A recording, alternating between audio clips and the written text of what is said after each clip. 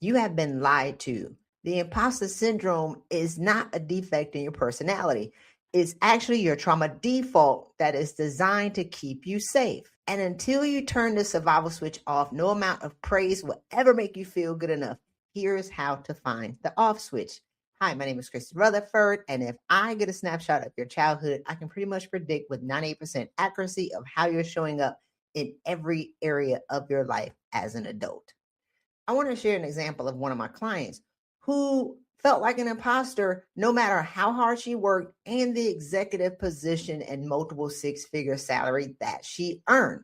And so the challenges that she had in her job and with her team was not attached to them. It was how she was showing up and how she felt about herself. Once we started to get a clear picture of what her childhood was, then we could map her trauma default and the patterns in how she was showing up. Let's take a look at her childhood. Black woman, 39, earning $230,000 for her value is $625,000. She lived with her mom until she was 5. She's actually a product of her great aunt's husband when her mom was 17. So when her mom turned 23, she got married, had a baby, and then her husband gave her an ultimatum. So her husband was like, I don't want to raise this kid.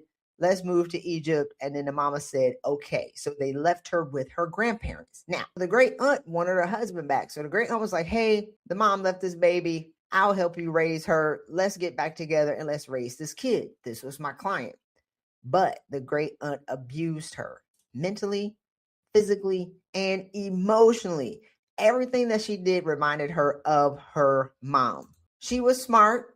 She played sports. She was a cheerleader in school. She did all these things, but she left home when she was 17. And this is the thing that happened when she was being abused. And this shows up, and I want to be clear, this shows up, and so it matters. Her aunt never yelled at her in front of her dad. And she threatened her by saying, if you tell your dad, it's going to get much worse for you. So she was silenced. Her dad has 5 baby mamas, the younger brother by the aunt, and then the mom had 3 more kids from her husband. She tried to build a relationship with her mom as she became an adult, but it didn't really happen.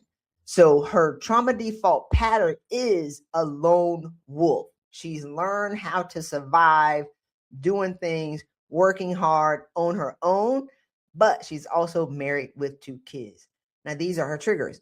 Anytime that she feels like she's going to be abandoned, abused, minimized, or silenced, she will black out on you, and that is her trigger.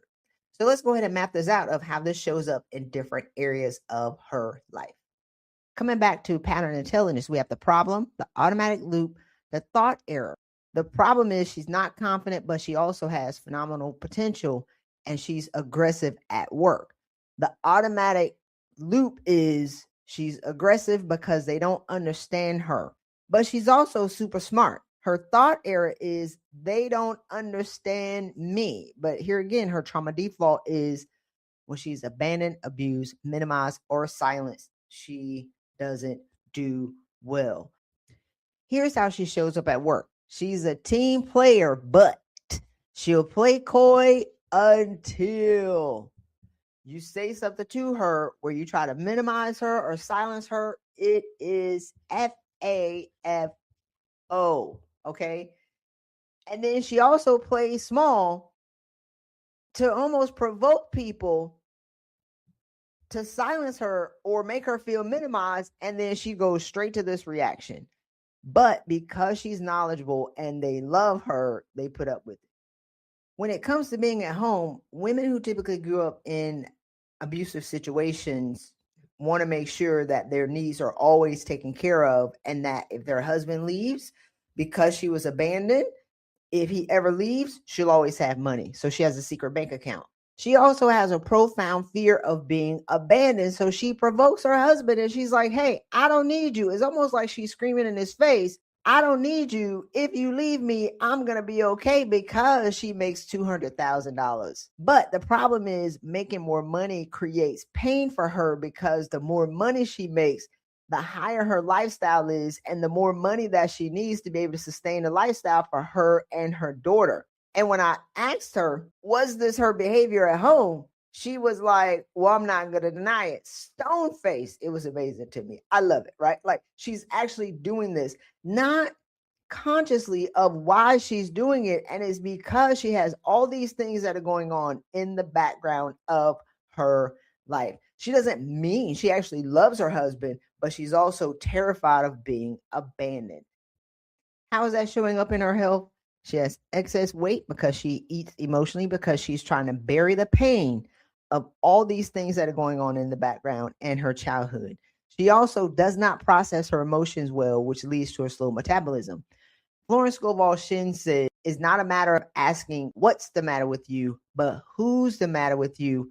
Unforgiveness is the most prolific cause of disease. Once she became aware of this is the loop that she was caught in, then she started to elevate her awareness and start to be different. Then she's working on, because this is a new client, resetting the pattern, and then she will eventually become the new person. Right now, she's in the elevated awareness stage, and I want to show you what that looks like just several months later.